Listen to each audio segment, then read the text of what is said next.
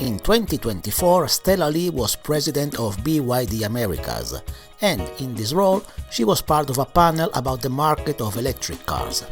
She was quite assertive in her vision of the market evolution. Let's take a quick flashback. This is we are the expert. We are global leader for renewable energy car. So we see every country, the first majority adoption will be PHEV. People will experience their EV. The first one is PHEV. And then after that, so after several years driving, they build up confidence. Then they have a charger. They know how to charge the car. So then the new replacement, 70% will buy the EV. So that's the US is like a one step to go to the BEV. I think that's missing. If we have more PHEV model be available, this will accelerate the adoption. At the time, the other members of the panel, mostly American executives and politicians, did not agree with her vision. But then, a year later, these were some of the titles in the business media.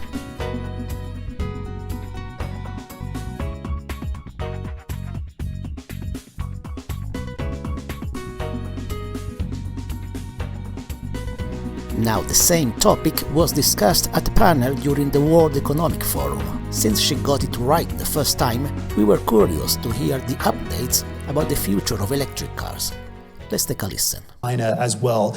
Why would you say that China has been so successful from your vantage point? What has mattered most here? Is it technology breakthroughs? Is it manufacturing scale? Is it policy alignment as well? Because clearly there is a competition intensifying between the United States and China here, and I would contend that China probably has the lead, Governor. I think it starts from the government policy. You see the China's EV policy, new energy policy, or even you can think about the total is the commitment to reduce CO2 and the climate change, and the Paris commitment took a very strong action. In past 20 years, they never changed. But some countries back and forth, this will confuse manufacturing. So then once the government gave very clear line, and then manufacturing going to work on the competition.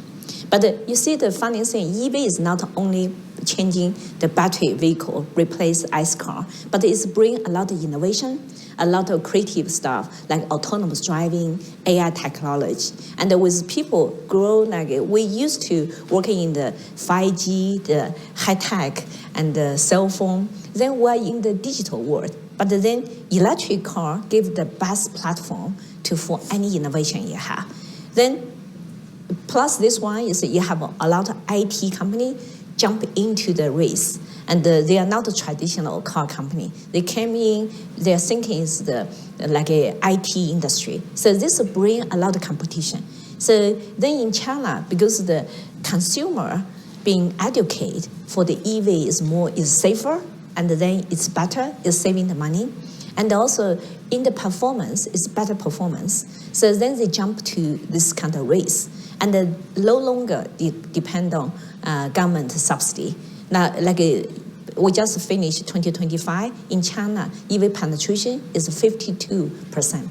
So that's huge. Once any penetration is more than 30%, then it's driven by consumer because they buy the cars because of high technology and a lot of creative stuff, a lot of innovation there. And then this boosts the demand. So then the second layer, you're talking about like a global supply chain. You see that this become the global support. One way, the more electric car, autonomous driving, benefit U.S. chipset company. Like NVIDIA, Jason Huang is the happiest guy in the planet now. Yeah. So then also, Valley, you are the happiest person because we're going to consume a lot of copper, a lot of lithium, a lot of different mining. But then it's from Brazil, from American region, Latin country. So just the process is in China.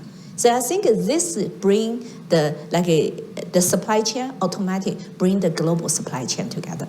Excellent. Because in China, the government did support to add almost 4 times more of a charging place than the gasoline station. But during the holiday season, still people complaining. They are waiting long line to charging because the charging take like a half hour, 20 minutes, 1 hour. It's not effective. So that's the reason BYD latest introduced flash charging, is 1 megawatt charging. Then it's 5 minutes, 2 minutes, you get 400 kilometers. So charging speed is as faster as a gas, refueling gas. And then this will be big game changer. So BYD start leading this direction. Then ourselves also invest this charging station. And not only in China, but globally, in every country. We met with all the utility companies. So it means this flash charging technology going to improve charging efficiency like by maybe 40, like 30 times more. So then by this way, it's like in the future, the people will no longer have concern. I live in US. People drive long distance. But then if you don't have charging, then each time, every 500, 400, 300 miles, you need to stop for 1 hour. It's impossible. But now with this flash charging, 2 minutes, 5 minutes, you get another 500. This will be the key game changer in next 5 to 10 years. What about the interoperability between charging networks, though? BYD obviously investing heavy in that charging technology. Yeah.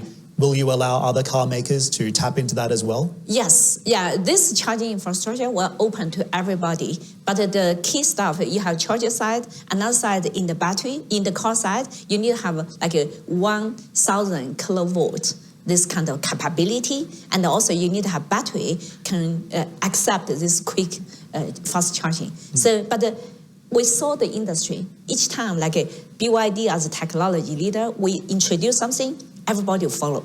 So we think in 3 to 5 years, everybody will have this capability. That's the reason. We're thinking about EV is not only bring the sustainable future, but it's bring innovation because it's make a technology become more like a popular. Then the technology really changing the whole like a whole world. So why doesn't the UK want your cars?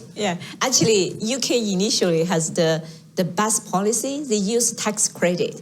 Then instead of other country only talking about 2030, 100% electric, but in UK they build a schedule like 2026 you need to reach 28%, and then by next year you need to be 40%. Then they give also the tax benefit is like in 25 you get the most benefit, but the 26 then your benefit reduced 20%. This is super smart system and very sustainable.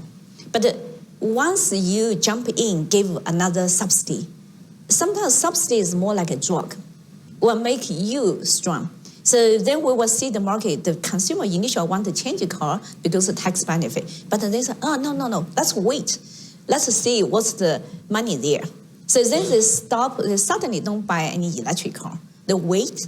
And this is more like you make the industry cut a shock. And then everybody, we saw this happening in all the countries, sometimes in Spain. The customer just hold in 2 months, they don't buy any electric car. And once the subsidy comes, they buy, and then they stop. They're waiting for the next subsidy. So this is not sustainable. So I wanted to open up the conversation to the audience as well. If you have a question for any of our panelists, I'll give you the opportunity. The biggest challenge is the government in every single country needs to be sustainable. Don't change policy back and forth. Because when you change policy back and forth, you will confuse the whole supply chain. But once you have clear idea, electrification is the future, then everybody will invest all the R&D money to one direction. They don't need to split money. Then nothing will happen. And then you don't need to worry about supply chain. For example, like an electric car, Gustavo, you will be happy. One EV will consume 70 to like 80 kilogram copper. And then building the flash charging, you're going to consume another 50 kilogram like copper. This will benefit the supply chain. And then also, we have the crisis for lithium cobalt oxide during pandemic. Only Chile, Australia, and China produce. Then suddenly the market demand, then the price spike by 30 times more. Then immediately you suddenly find in Brazil, you have a lot of lithium. Then even in Mexico, you have a lot of lithium. Even in US, you find a lot of lithium. Everybody invests on that one now. So now, I saw even with this kind of driven, then Indonesia have nickel and the lithium. Everybody start to announce they found this lithium. So we say if you have sustainable future, then you have demand. the economy, the business plan will drive all the supply chain to every single country, will benefit to other country. I was in Middle East last week. Then they are famous, have a rich resource for gas, for oil. But then suddenly they discover they have big mining resource too. So you see, this kind of demand will generate a lot of like a surprise to everybody, will benefit for every single country here. In the country did not have a sustainable, clear direction to EV, then the DMI technology, PHEV, will be the solution. So like us, we introduce a lot of, we call the PHEV, we call the DMI, cars with even range. You can go to 50 to 100, even 300 kilometers per charge. And then one charge, one tank of gas, you can run 1,000 kilometers. And the new car can even 1,500 kilometers. The next generation will be 2,000. So governor, you no longer worry about like a range and then this longevity. So this kind of technology, we saw step by step, will replace ICE car. Also, if you see the European, the sales data from 2025, the PHEV growth is almost double. Because this kind of a PHEV will give you all the benefit of the electric car gave to you, but then it's at the same time save the money. So we saw this one in next 5 to 10 years will be intermediate solution for the country did not have the very strong direction for EV. So PHEV is around the 60 to 70% share for new energy. But then this year, from last year, 2025, flip over, 60% is electric car because the charging infrastructure in the house, in the public, is well built up. One is that you need to develop the technology, work on the cold temperature. And then the charging technology, fast charging technology, need to work on the cold temperature. Yeah, so this is what we're doing now. Our LFP battery and also flash charging can work very good performance at the cold temperature. So that's will be another game changer. Okay. Definitely will be the future. We're saying the next 5 to 10 years, all the auto company are going to compete with autonomous driving. So this once you have autonomous driving, this opens the door for a lot of like car sharing and the people. And currently, most important is improving the safety. So we have data in US, every year 1 million people being killed by car accident. But with autonomous driving, you can reduce 40% of the car accident. So this is the immediate benefit the current consumer now. But like in China, the government is very sensitive on this one. They call nobody can use autonomous driving. Then they have policy to step 1 is L2. It means the hand need to be there, but we call it intelligent driving. Then L3 regulation will be maybe ready in 3 years. So they build a very sustainable, strong step towards autonomous driving. That's what will be a huge game changer. And the data in the US is showing that not only